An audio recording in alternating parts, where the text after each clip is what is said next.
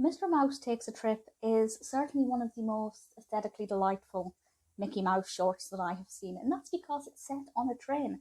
And like a lot of people, I just love trains, and I think it's a brilliant setting for any film, really, but certainly in animation. And we also have Pete in this as well, and Pluto. So there are things in this that I really thoroughly enjoyed. It was released initially in 1940. It was apparently the 109th Mickey Mouse short of all time, and the third for that year, directed by Clyde Geronimi. And the description from Wikipedia sums it up quite nicely, and it reads as follows. The cartoon follows Mickey Mouse and his dog Pluto travelling by train, except they have a rule forbidding dogs to enter the train.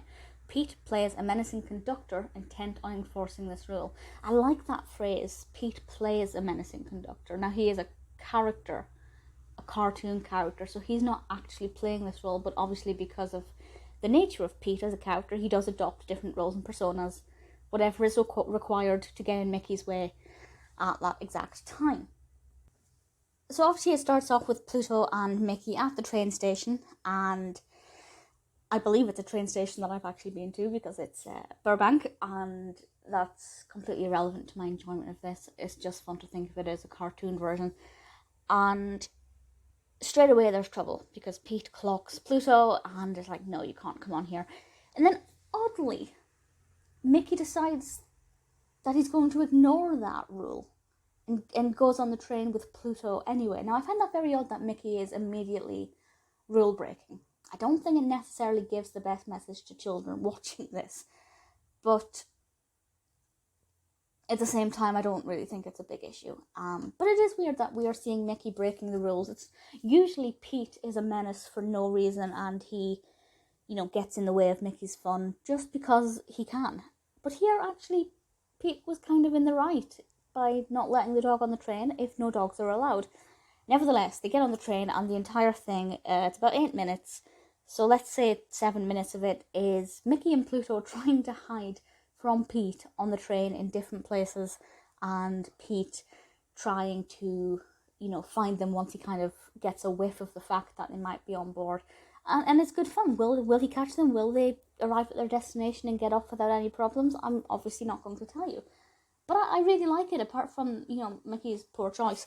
But it's a lot of fun. Mickey looks suave as anything. He's got a little hat on and his little suitcase and a walking stick, and he just looks brilliant. I absolutely love the design of him. It's amazing how he can look really comical in a pair of bright red shorts that usually seem too big for him. But you put a hat on him and give him a cane, and he looks really dapper.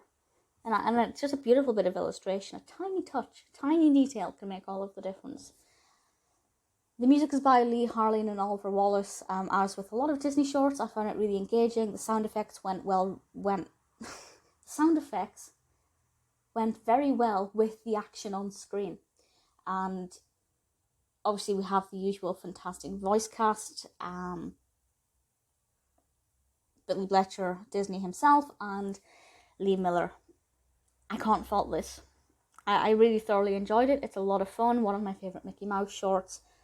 High intensity, and I just love watching kind of Mickey and Pluto as characters develop as the shorts progress, and we see what the relationship is like, and they get up to different scenarios.